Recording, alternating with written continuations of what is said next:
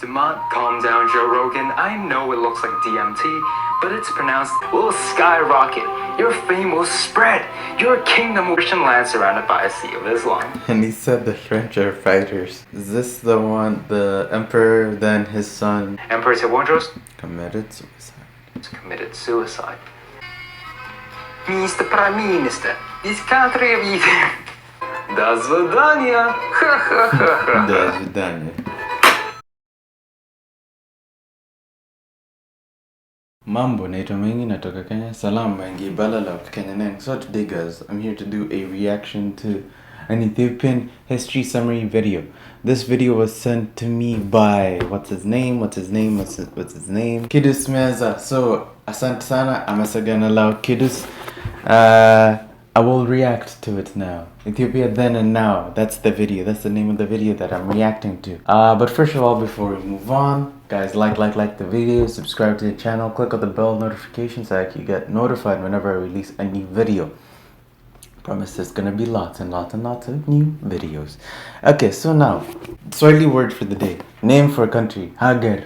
I've heard Hagar in very many music videos. Hagar, whatever. I don't know if Hagar exactly means country or whatever, but the name for country, we could use two ways. The native Bantu way is Nchi. Now, where do we get Nchi from? Nchi's etymology is, Nchi means down, earth. It means earth, the land. So Nchi, it has to do with like what we call the earth, like the ground.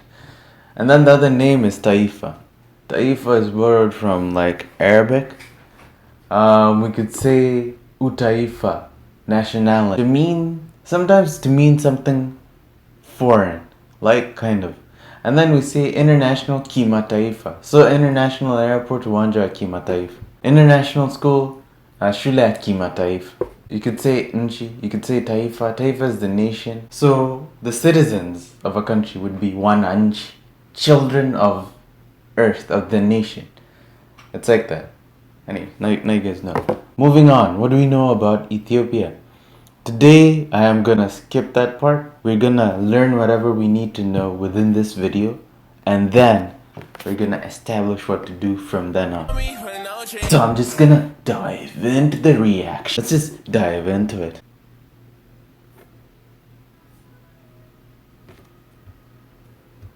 Imagine yourself as a goat herder. You don't have much going on in life besides your goats and tending to your land.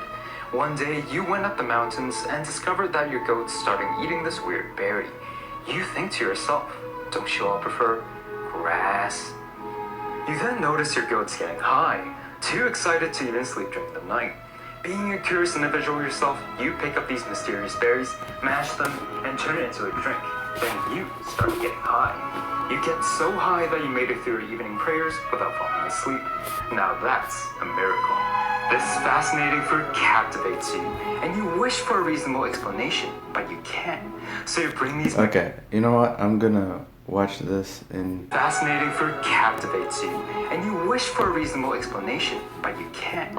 So you bring these berries to your local priests. Then they dry these berries and proclaim, holy sh**, we can make a business out of this.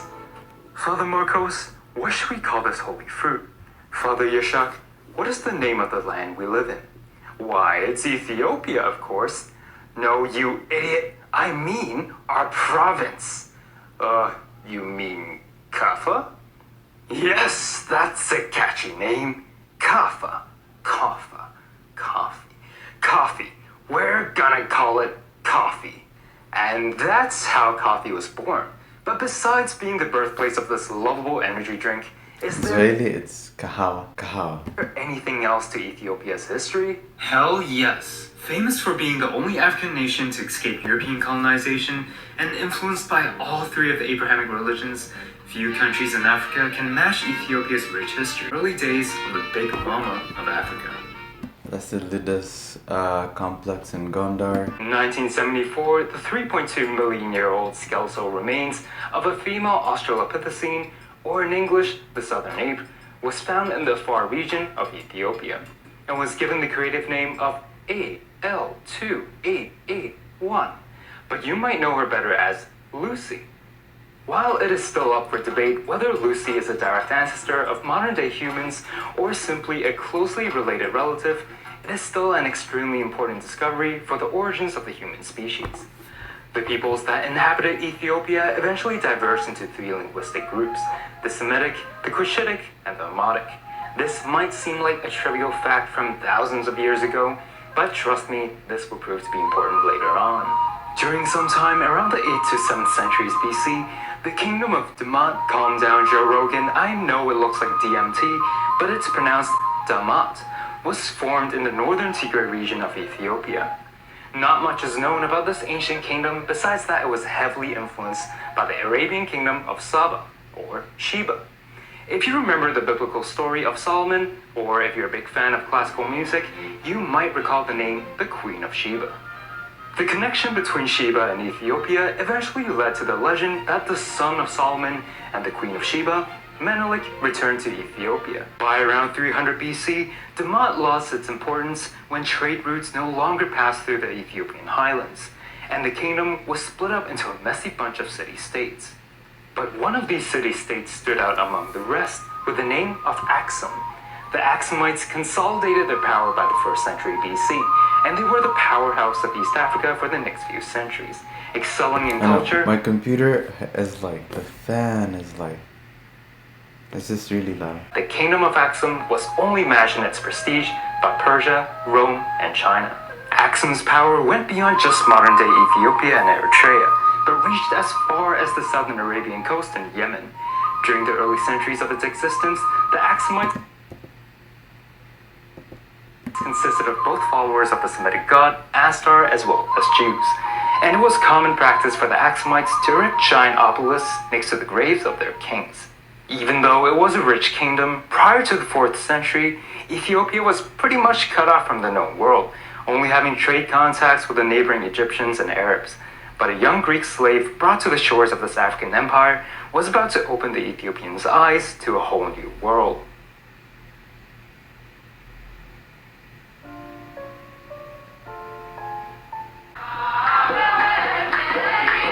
And there's still an ongoing but mistaken belief that Christianity is a European religion.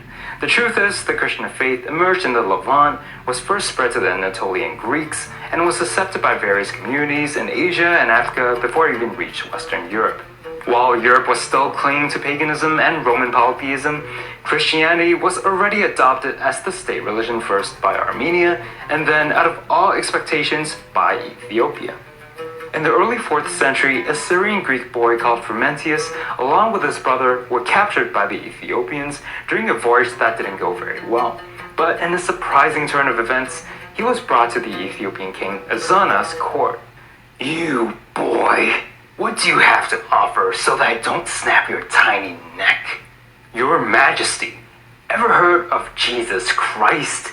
Your merchants love him, and not only will he forgive your sins, but if you become his follower, your business with the Egyptians and Romans will skyrocket, your fame will spread, your kingdom will become strong." Say less. I'm in.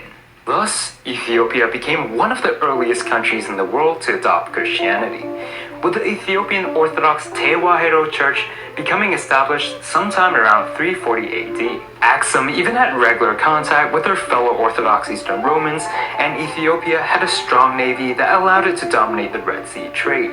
A lasting legacy of the Axumites would be the Ge'ez script, one of the few native African writing systems still in use today that was influenced by the southern Arabs.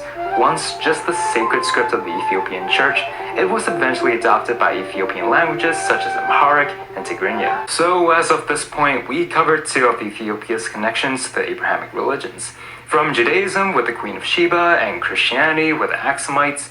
But what about Islam? Around 615, in the early years of Islam, the followers of Muhammad were persecuted in their homeland of Arabia, and the early Muslims escaped to the kingdom of Axum in an event known as the Hijrat. Under the Axumite king Arma, they were settled in the town of Negash, which means that the earliest Muslims in the African continent resided in Ethiopia. By the 10th century, Axum was in a terminal state of decline, with Islamic forces capturing Egypt in the north and diverting trade away from the Red Sea, which led the Axumites to eventually abandon the coast and retreat to the western highlands. The death blow came years later when a Jewish queen named Judith laid waste to the Axumite kingdom in a campaign to end the Christian faith in Ethiopia. With the fall of Axum, Ethiopia was replaced by the Zagwe in the 12th century, and just like Demont, Zagwe was shrouded in mystery. However, it was under their rule that the world-renowned Lalibela churches were built. Oh, I'm sorry, these guys didn't build these churches. They were literally cut out of rocks. Yeah, step aside, Brunelleschi. These guys are the real architectural MVPs. By 1270, the Zagwes were overthrown by a nobleman named Yakuno Amlak, who claimed that he was a direct descendant of the Axumites, and therefore King Solomon. The following centuries under the Solomonic dynasty were quite the dynamic years. Ethiopia had been cut off from Europe for centuries, and it was essentially a Christian land surrounded by a sea of Islam. And he said the French are fighters. Guys, do you get that joke? World War II, bunch of that stuff. That's England. I don't know what the rest are actually. Zakatalo. Things started to look bleak for the Ethiopians, as alliance options became fewer and fewer. For the next 3 centuries, the Muslim Somali sultanates seemed to edge closer and closer, but Ethiopia was about to make an unlikely friend. This friend wasn't even from the same continent, but from a distant land. They believed in an ancient legend, a legend where a Christian king lived in the Far East. These people, hail from Europe, have a small obsession with finding spice and building ships, known as the Portuguese.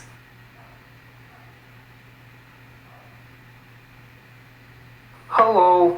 And since the next episode will be a country starting with F, don't forget to comment down below which country you'd like to see, and without further ado, let's return to the Portuguese explorers.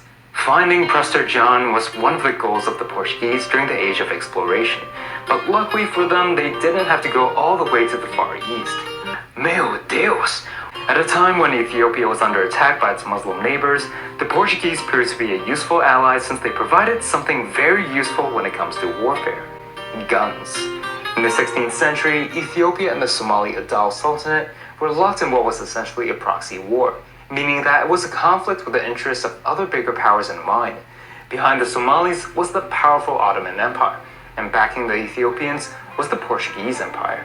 Both these great naval powers dreamed of controlling the lucrative spice trade in the Indian Ocean, and whoever's ally controlled the Red Sea holds the key to victory. The Adal Sultanate was trained with Ottoman tactics, but in the end, good tactics wasn't enough to beat Portuguese gunpowder. The Ethiopian-Portuguese friendship was all well and good until the Portuguese intruded a bit too much into Ethiopia's personal space. During the 1620s, Emperor Susenyos I of Ethiopia converted to Roman Catholicism.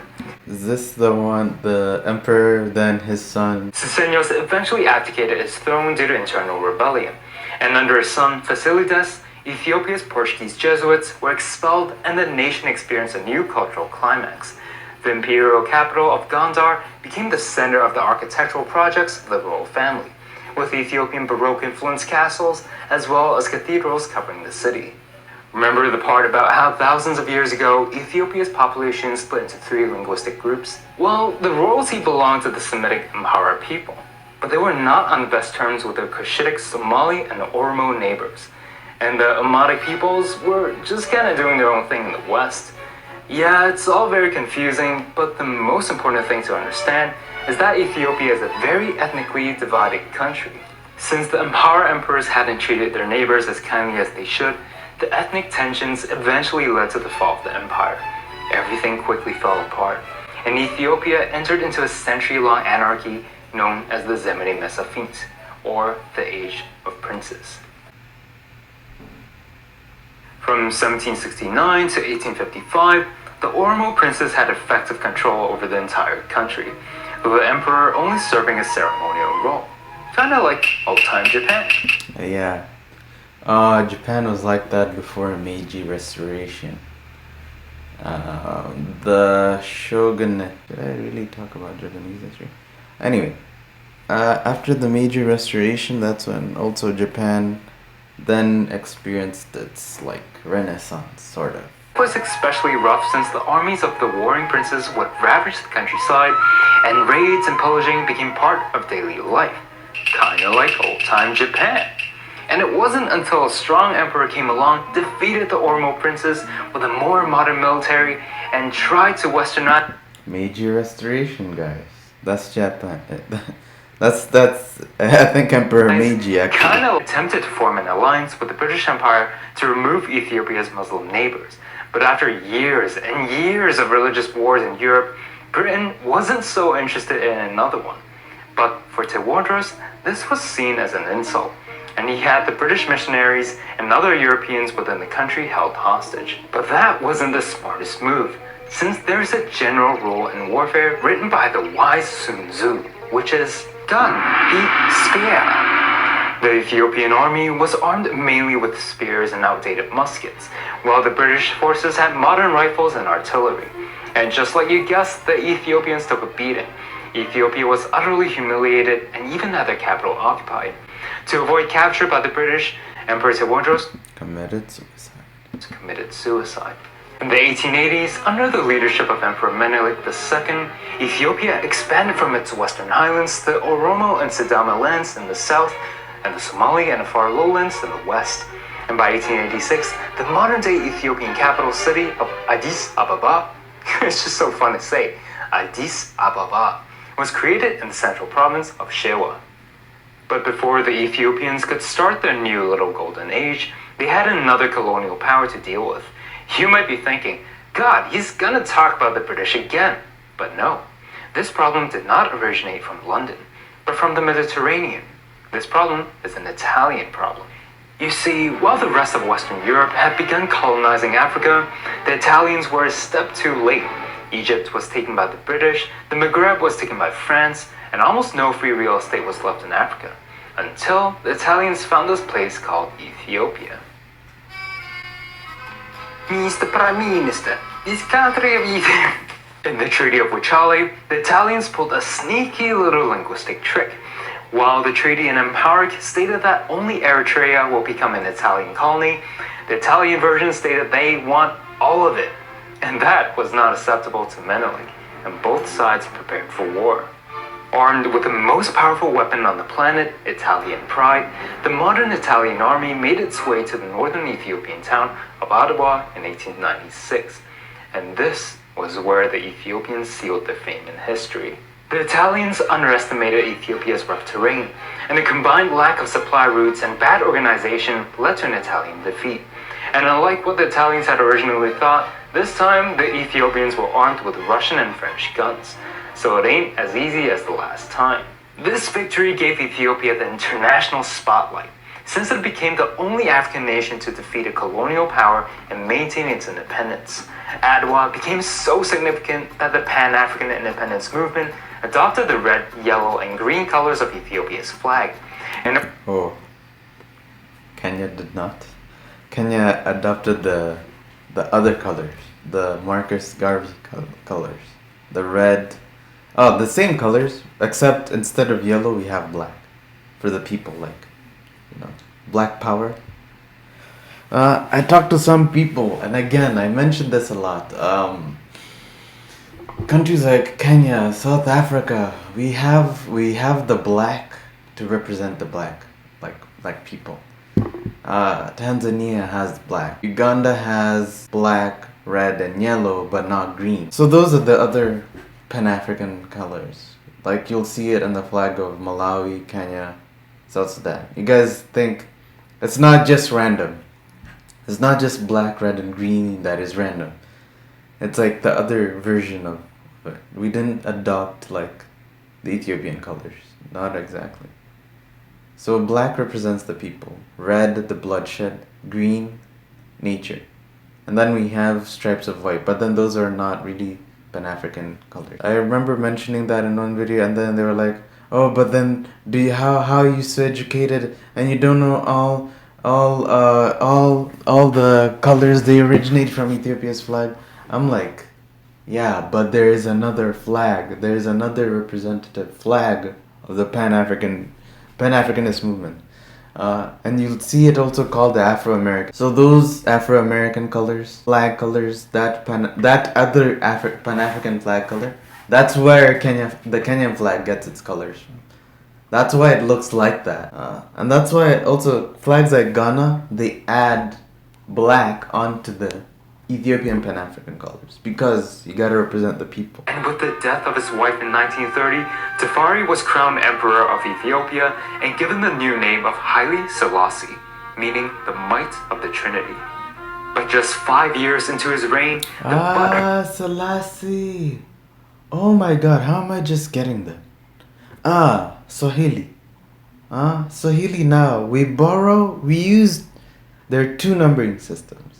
You can use the native Bantu one. You can use the more Arabic borrowed one. But then us, we say, now, Salasa, Talatini. For you guys, you say Salasa, I think. And then we say Talatini. The population was subjected to a year-long Red Terror, where possibly up to 750,000 of suspects against the regime were killed. But even with the support of its new Soviet ally, Ethiopia continued to suffer from its open wound of ethnic nationalism, which only got 100 times worse. The Ethiopian government no longer just had to deal with its northern Eritrean rebels. The cruelty of the communist regime triggered a domino effect ethnic rebellion.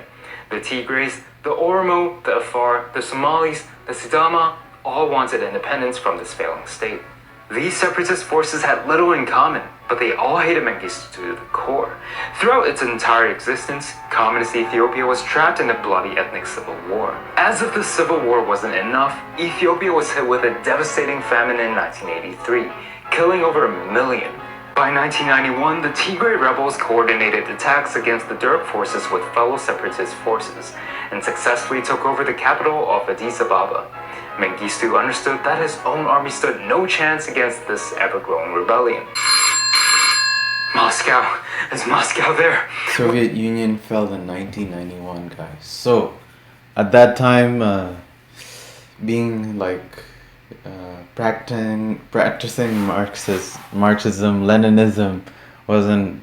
It was. Anyway, you guys don't. We need military support immediately. Извините, я не говорю по-амхарски. До свидания. До свидания.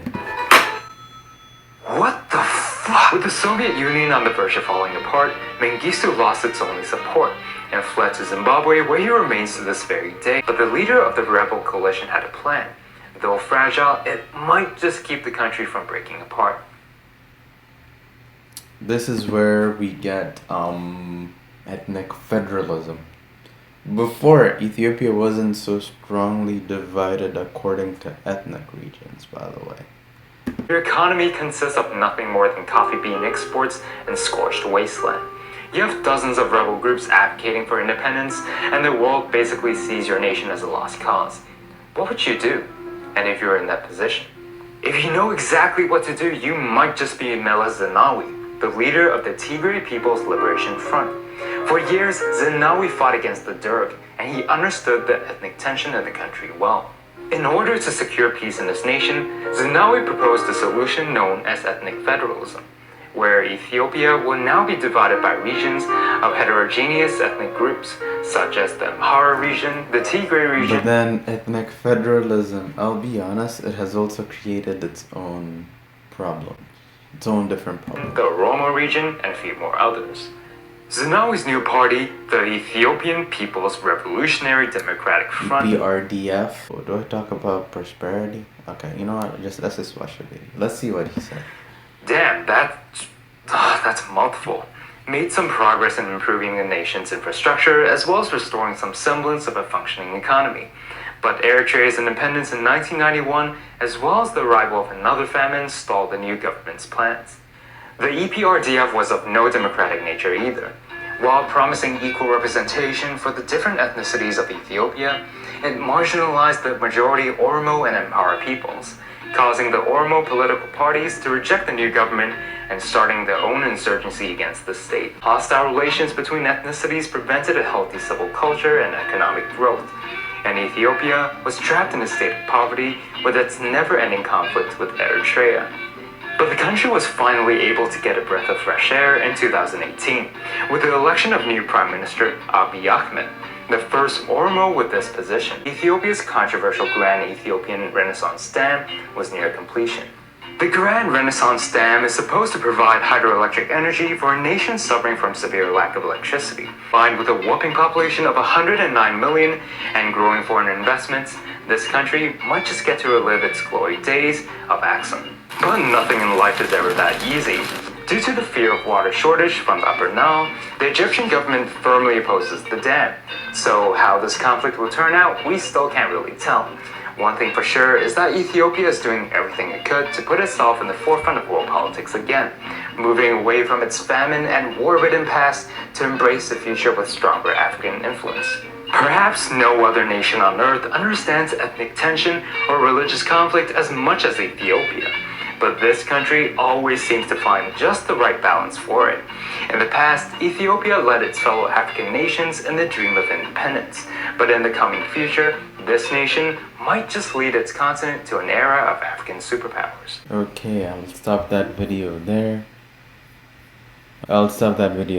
The video has a lot of interesting content, so if you guys get the time, just stream it. Teach you a lot, show you a lot about Ethiopia. If you're interested about Ethiopia and you don't know much about it, or if you're Ethiopian and then you have a different opinion and then you're like, oh, but then this and this and this didn't happen like that, be sure to like comment on his video. I think it's a very interesting historical perspective. This video has been sent to me by at least 2 people. One of them wanted me to react to it. So there's your reaction. I cut out a lot of the parts. It's like that. I recorded this. This is like a 4 Asante SANAA. Asaganala. I will see you later. Asante.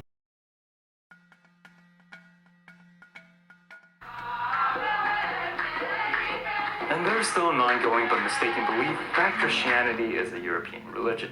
The truth, with the fall of Axum, Ethiopia was replaced by the Zagwe in the 12th century. And just like Demont, Zagwe was shrouded in mystery.